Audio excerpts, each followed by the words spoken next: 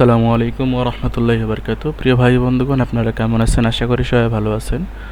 আজকে আপনাদের সামনে বড় একটা নিয়োগ বিজ্ঞপ্তি নিয়ে এসেছি। বাংলাদেশ ক্ষুদ্র ও কুটির শিল্প কর্পোরেশন, যেটাকে বিসিক বলা হয়। তো এখানে দেখতে পাচ্ছেন ১ নাম্বার থেকে একদম আ ৩৪ নাম্বার, মতলব ১ নাম্বার থেকে ৩৪ নাম্বার পর্যন্ত আবেদন মানে পদ দেওয়া হয়েছে। তো ৩৪টা পদে মানে নিয়োগ নেওয়া হয়েছে, নিয়োগ ছাড়া হয়েছে। তো বিশাল বড় একটি নিয়োগ বিজ্ঞপ্তি। তো আমি এই যে নিয়োগ বিজ্ঞপ্তিটি আপনি যেহেতুগুলো দেখতে পাচ্ছেন সবগুলা প্রায় সেম। আমি একটা শিক্ষাগত যোগ্যতা বলে দিয়ে যাব, আর কোনোটার যদি শিক্ষাগত যোগ্যতার যদি মানে অন্যরকম মনে হয় আমি সেটাও উল্লেখ করে দেব। তো চলুন শুরু করা যাক। আর এখন পর্যন্ত যারা আমাদের ইউটিউব চ্যানেলকে সাবস্ক্রাইব করেন নাই, তারা মেহরবানি করে সাবস্ক্রাইব করবেন। তার কারণ সাবস্ক্রাইব করতে কোনো টাকা পয়সা লাগে না, কিন্তু আমাদেরকে ভিডিওগুলো বানাইতে অনেক কষ্ট লাগে, তারপর আমরা আপনাদের জন্য নিয়ে আসি। তো চলুন কথা না বাড়িয়ে শুরু করা যাক। আর যারা ফেসবুক থেকে দেখতেছেন তাহলে তারা ফেসবুকে ফলো দিয়ে রাখবেন। প্রথম নাম্বার পদ প্রশিক্ষণ কর্মকর্তা, ট্রেনিং অফিসার। এইগুলো বেতন তো আপনারা এক নজরে দেখতেই পাবেন, এবং পদের ধরন হচ্ছে স্থায়ী। পদের সংখ্যা একটি। যে কোনো অনুমোদিত বিশ্ববিদ্যালয় হতে কমপক্ষে দ্বিতীয় শ্রেণীর মাস্টার ডিগ্রি অথবা দ্বিতীয় শ্রেণীর বিএসসি ইঞ্জিনিয়ারিং ডিগ্রি থাকতে হবে, অথবা যে কোনো বিষয়ে 4 বছর মেয়াদি কমপক্ষে দ্বিতীয় শ্রেণী বা সমমানের সিজিপিএ সহ স্নাতক সমমান বা সমমানের ডিগ্রি থাকতে হবে। কাজের প্রগতি পদ অনুযায়ী ডিগ্রি সংগঠিত পূর্ণ হতে হবে। অ্যানালাইজড পদ সংখ্যা একজন। এরপরে হচ্ছে যে প্রোটোকল অফিসার একই বলা হয়েছে।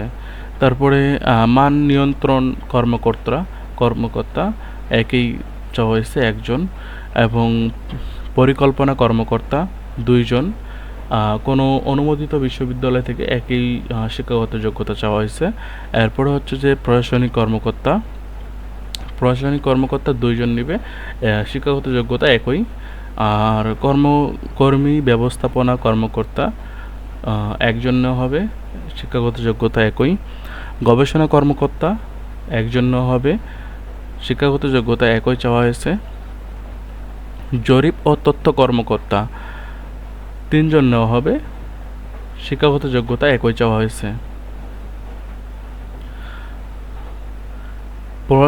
প্রমোশন কর্মকর্তা 23 জন নেওয়া হবে, প্রমোশন কর্মকর্তা 23 জন নেওয়া হবে, শিক্ষাগত যোগ্যতা একই চাওয়া হয়েছে। সহকারী অনুষদ সদস্য 2 জন নেওয়া হবে, শিক্ষাগত যোগ্যতা একই চাওয়া হয়েছে। রসায়নবিদ 1 জন নেওয়া হবে, শিক্ষাগত যোগ্যতা একই চাওয়া হয়েছে।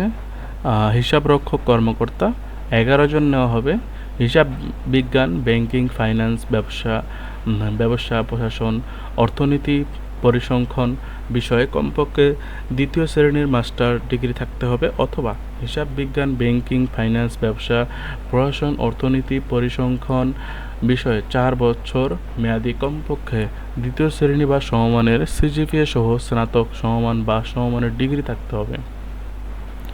অডিট অফিসার একই চাওয়া হয়েছে, এটা একই চাওয়া হয়েছে শিক্ষাগত যোগ্যতা। এরপর হচ্ছে হিসাব রক্ষণ কর্মকর্তা একই চাওয়া হয়েছে। এরপরে হচ্ছে যে ঊর্ধ্বতন নকশাবিদ বা সিনিয়র ডিজাইনার একজন। ফাইন আর্টসে কমপক্ষে দ্বিতীয় শ্রেণীর ডিগ্রি থাকতে হবে, ফাইন আর্টসে। এরপর সহকারী প্রকৌশল একজন নেওয়া হবে, কমপক্ষে দ্বিতীয় শ্রেণীর বিএসসি ইঞ্জিনিয়ারিং ডিগ্রি সংশ্লিষ্ট বিষয়ে থাকতে হবে। তারপরে হচ্ছে ড্রাফটম্যানস কোনো অনুমোদিত শিক্ষা প্রতিষ্ঠান হতে সংশ্লিষ্ট বিষয়ে ইঞ্জিনিয়ারিং এর ডিপ্লোমা পাস হতে হবে। এরপর হচ্ছে টেকনিক্যাল অফিসার, এখানে দেখেন 17টা নেওয়া হবে। কোনো অনুমোদিত শিক্ষা প্রতিষ্ঠান হতে সংশ্লিষ্ট বিষয়ে ইঞ্জিনিয়ারিং এর ডিপ্লোমা পাস হতে হবে। এরপর হচ্ছে যে কারিগরি কর্মকর্তা বা টেকনিক্যাল অফিসার কোনো অনুমোদিত শিক্ষা প্রতিষ্ঠান হতে সংশ্লিষ্ট বিষয়ে ইঞ্জিনিয়ারিংয়ে ডিপ্লোমা পাস হতে হবে।